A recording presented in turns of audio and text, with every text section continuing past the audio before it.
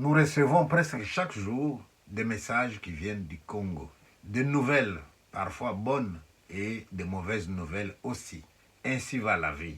Quand on va nous dire un tel, il est décédé, quand on va nous dire un tel, il est malade, nous posons la question de quoi il est mort, de quoi il est malade. Et dans la causalité de la mort, comme d'habitude en Afrique, la cause ne serait pas toujours la maladie. Les gens vont nous chercher parfois des causes à l'extérieur. On l'a empoisonné, on lui a appliqué tel fétiche, on l'a ensorcelé, c'est pour ça qu'il meurt. Je n'ai pas envie de discuter avec vous sur ce thème-là de la causalité de la mort. Je voudrais seulement dire que les autres nouvelles que nous recevons de nos amis, les photos que nous voyons des gens de chez nous, c'est parfois des photos qui nous montrent que nous devrions faire attention à un certain nombre de paramètres qui peuvent nous permettre de bien vivre, mais que nous négligeons. Première chose que je voudrais dire, dans nos pays, on considère quelqu'un qui prend du poids, qui a de l'embonpoint, comme étant un patron. Là-dessus, permettez-moi de vous dire une chose. Vous mesurez 1,70 m par exemple, eh bien, le poids idéal pour vous devrait être 70 kg. Vous mesurez 1,80 m, le poids idéal devrait être 80. Donc, les chiffres au-dessus de 1 mètre, c'est ça votre poids idéal.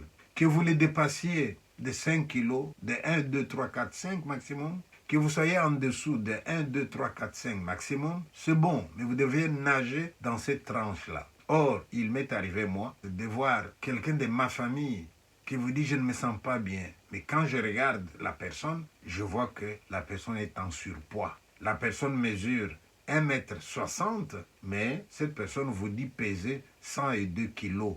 C'est trop. Donc, mes collègues africains, faites attention à votre poids. Or, l'obésité, c'est avec la graisse en dessous du ventre, là.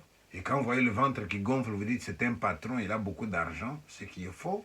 Et souvent, le corps qui est gonflé, là, le cœur doit l'irriguer, il doit irriguer le sang dans le corps. Et le cœur va beaucoup travailler. Et à force de beaucoup travailler, parce qu'il doit pomper le sang qui doit aller dans un corps qui est massif, eh bien, le cœur fait des mouvements de trop. Et qu'est-ce que le cœur va faire? Le cœur va prendre du volume aussi. C'est alors qu'on vous dira, mon cœur, il est gonflé. Mais il est gonflé parce qu'il pompe trop. Et quand il pompe trop, ça va vous amener aussi l'hypertension, qu'on appelle la tueuse silencieuse. Sur le plan international, il est reconnu que les Noirs, aussi bien d'Afrique que des États-Unis, nous sommes beaucoup plus enclins à l'hypertension que les gens des autres cultures. Alors quand vous avez l'hypertension, parfois vous-même, vous ne le savez pas. Et comme vous ne le savez pas, bien, vous continuez à manger comme vous mangez habituellement. Alors si jamais vous avez la chance d'être consulté par un bon médecin, il vous regarde, dans ce qu'il va vous prescrire, il vous dira aussi, monsieur, diminuez le poids. Mais comment est-ce qu'on diminue le poids? Vous allez surveiller votre alimentation. Les gens qui viennent de chez nous, ils ont l'habitude de déjeuner le matin, et puis ils partent, et puis ils vont manger le soir. C'est pas qu'est-ce que vous mangez le matin, mais le soir, qu'est-ce que vous avez mangé? Du foufou, 3, 4 boules, et vous allez dormir avec un ventre plein. Or, c'est ce que les nutritionnistes déconseillent, dormir avec un ventre plein. On ne vous interdit pas de manger, mais la même quantité là que vous ingurgitez par jour, on peut vous conseiller de sectionner la nourriture, les repas, pour ne pas donner à la fois beaucoup trop à l'estomac. N'oubliez pas qu'il y a aussi ce qu'on appelle la fatigue intestinale, que le corps se fatigue et vous n'arrivez pas à bien digérer. Et vous avez le ventre qui gonfle. Et vous dites, voici, je suis un patron, je mange bien.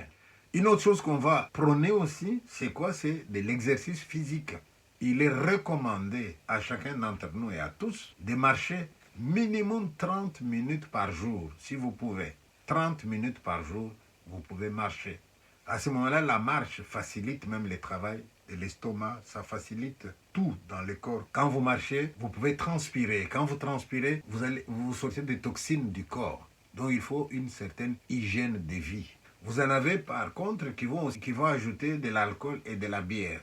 Et souvent, quand vous prenez de l'alcool et de la bière, vous prenez à certains endroits qu'on appelle les nganda. Et dans ces nganda-là, il vous arrive de manger aussi. Mais quand vous mangez dans les nganda, posez-vous la question, vous mangez à quelle heure? Donc les nutritionnistes vous conseillent, s'il vous plaît, d'avoir aussi des heures de repas. Vous mangez le matin à 7 heures avant d'aller au boulot, très bien.